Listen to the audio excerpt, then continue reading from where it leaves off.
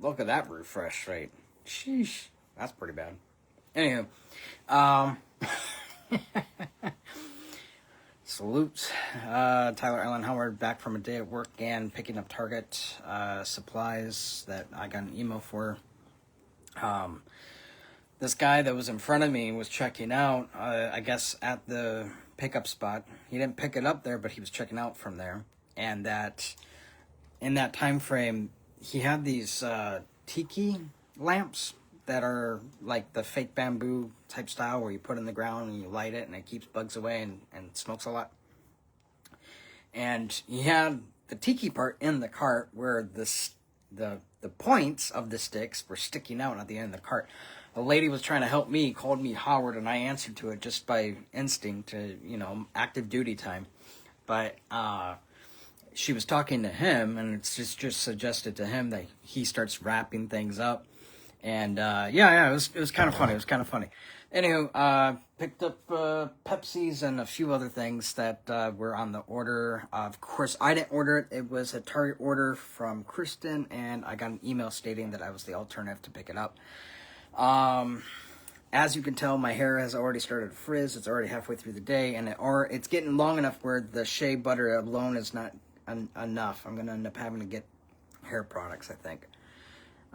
Because I put on a lot this morning, and and as you could tell from the live stream this morning, it was already pretty much caked out, not caked, but frizzing out.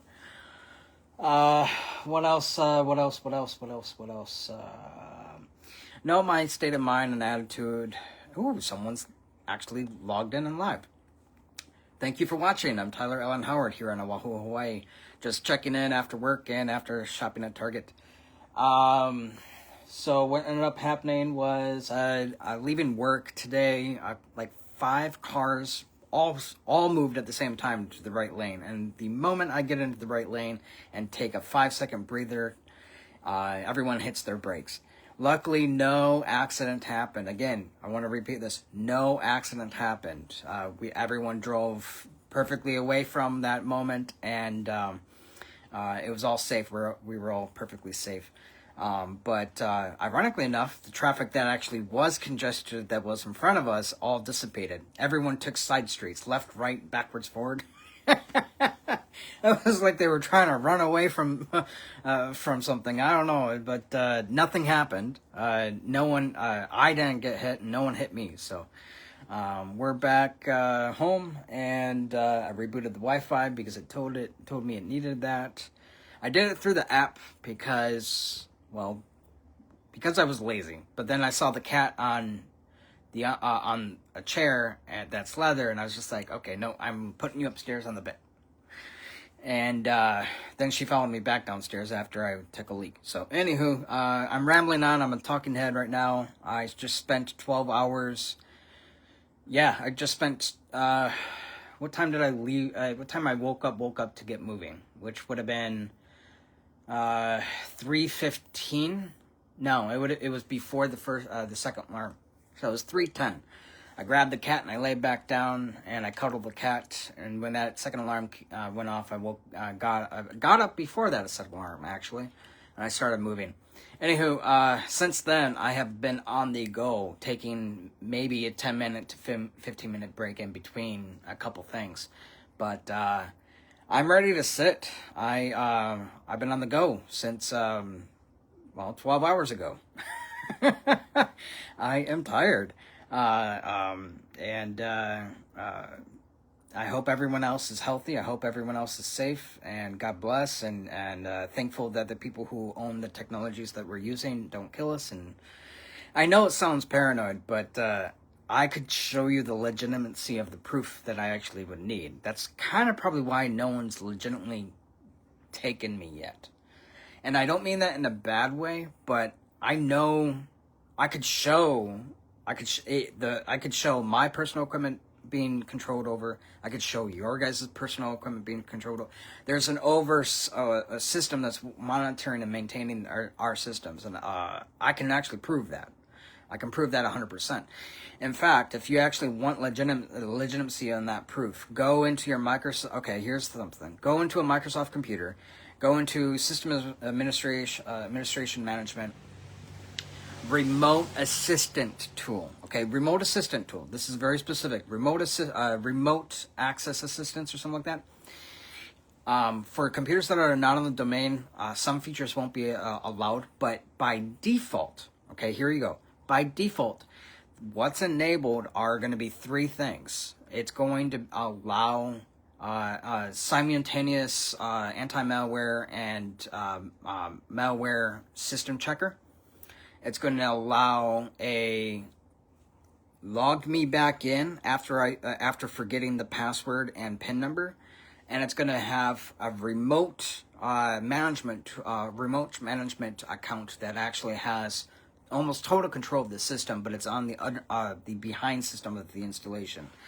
One thing I learned about it when I actually was doing it is if anyone is using Magic WAN in front of anything, and I actually mean this, it's a 0.0.0.0.0, and anyone in networking is probably going to say, well, he's an idiot. That's on everything. There's a specific way of actually programming the underlying hardware encoding to work with an operating system, regardless if it's a firewall, regardless if it's an operating system, regardless if it's firmware on top of firmware as a virtualization. Sometimes that Magic WAN installs and it does not put specific parameters in the hardware address allocation. And I'll be very specific. Let's say you have actual hardware WAN and LAN. LAN 2 and LAN 3 are up to interpretation of the installer, okay? Because it's not programmed in an installation unless it's part of the package. So let's say you're installing, let's say we're installing a firewall on a 4-switch mini computer. Very tiny, very simple to do, and very easy to pop up. Because the auto installation package for that package was already pre-built and pre-designed, so to speak, it's only going to probably have WAN and LAN. But if you go and if you actually watch it configure and you actually go into the configuration settings afterwards, which is a pain in the butt. I did this 7 years ago with pfSense. I don't know what they're on now, but their library configuration of symbiotic linking configuration of the folder library of it. It was very complicated. In fact, if you actually didn't know the configuration folder path, like if it wasn't in the instructions, there was no way you were finding it because it's buried between partitions and systems and redirect sim links. It's incredibly complicated, which it is good for security, but when someone's trying to fix a problem that's an internal problem because the installation, and here we go, I'm backtracking now. That LAN 2, LAN 3, LAN 4, any more LANs beyond the installation package is going to have Magic WAN already making an allocation to be a usable Ethernet port, okay? And this is what that means. What it means is that installation is going to install that hardware device without any pre-configured parameters. It's going to be default. It's going to be left to default. And I don't know if anyone knows what default is for 0.0.0.0, but it's open. So when I was reviewing the installation of pfSense about 7 years ago, and LAN 2, LAN 3, LAN 2, LAN 3, and 4 were configured specifically. One of them was configured to literally be a COM relay between the COM port of the device and the firmware. And anytime I tried disabling in the firmware, somehow it got back in and reopened the COM port and got back in. I literally was watching this happen in real time. I don't have the logs back then because I kind of went a little panicked, once I realized my entire life has been a setup. Anywho, once I started doing that, what I saw was the other ones. Now, the installation did its best to do pre-fillers, pre-configuration defaults. So where that is it needed an address line for this device that it recognizes as a hardware Ethernet port. but it did not have the baseline configuration of it because this was it was never part of the default package installer. So what it did is it installed it as a USB Ethernet relay. And I don't know if anyone knows what a relay is to a 0.0.0.0. It's an open door policy.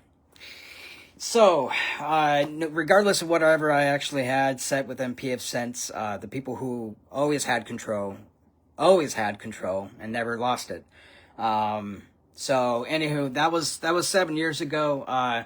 If you guys are ever interested to know a little bit more, I did do a deep dive on the library configurations of pfSense 7 years ago. I don't know where they're at now, but basically, if someone has access to the backdoor configuration library, it's going to continuously reload to try to protect itself.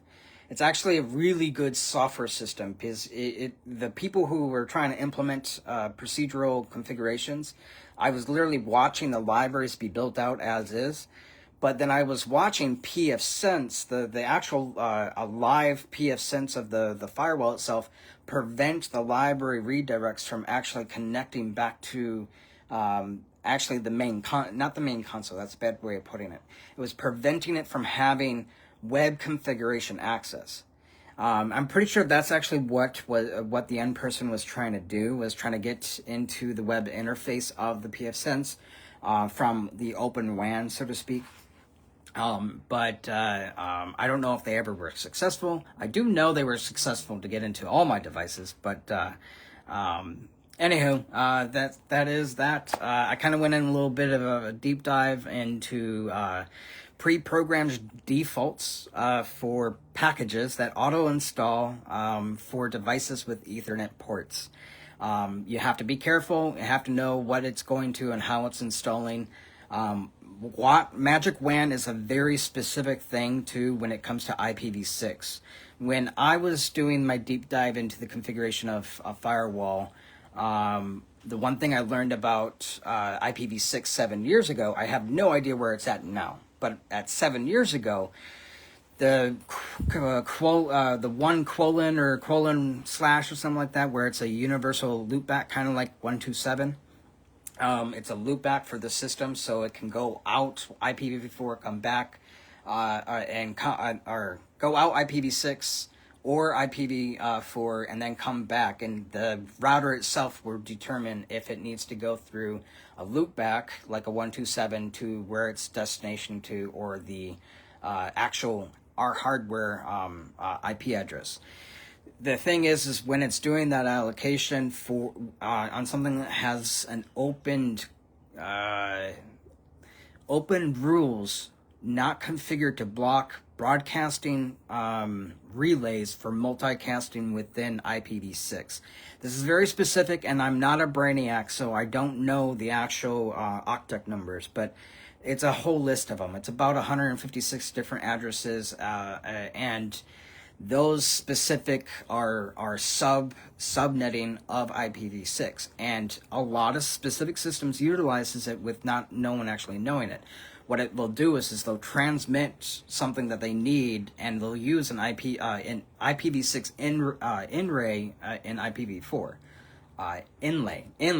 inlay with IPv4, or they'll use a loopback. But very specific communications go through the subnetting of a subnet of an IPv6, and it's so specific that I mean, I could go 5 hours into it and read the manual for it, but IPv6 is scary. I know the people who actually did invent it meant it to be something a lot better than what it was, because not a lot of people are happy. No one's told me why. No one's told me why no one's happy. I'm here thinking it's only happening to me. I'm here thinking it's only happening to my depression, my mind state, and everything. But everyone else is gloomy gussy too. So I have no idea what's going on. But this is my therapy to myself.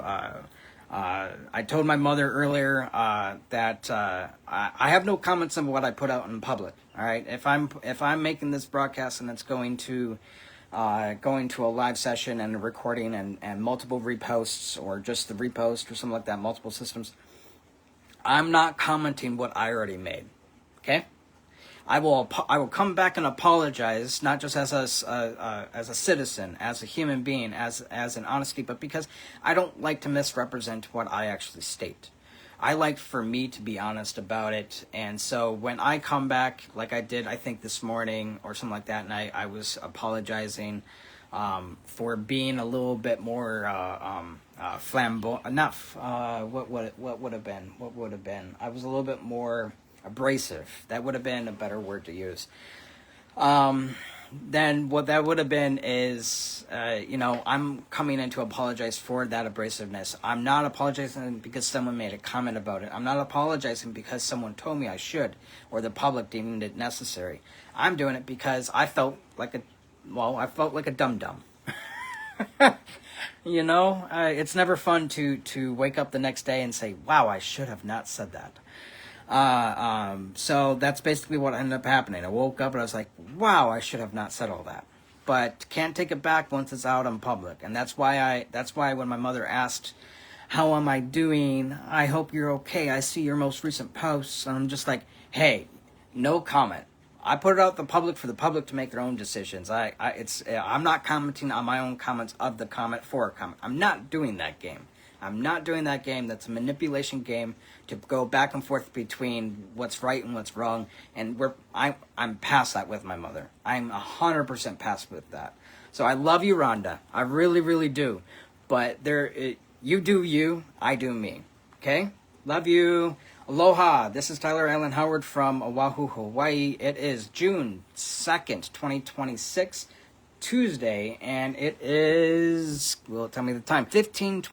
It is 15:21, which is 3:21, right? 5, right. Yeah, 5, 2, 3.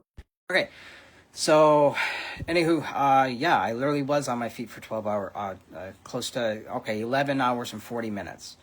So, I'm going to have a seat here. I do have my anime books to read, but I was watching a cool anime on Crunchyroll, and I would like to get back to it and at least watch 2 episodes without feeling like I'm needing to do something. So, I love you very much, everyone. Thank you. I am humbled that I am still alive. I am living day by day, and thank you very much. Bye.